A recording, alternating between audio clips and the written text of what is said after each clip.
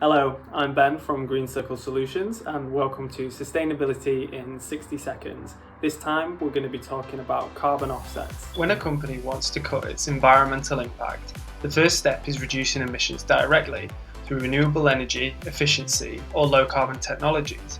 But even after best efforts, many businesses are left with residual emissions from hard to abate sources due to technology cost or process limits.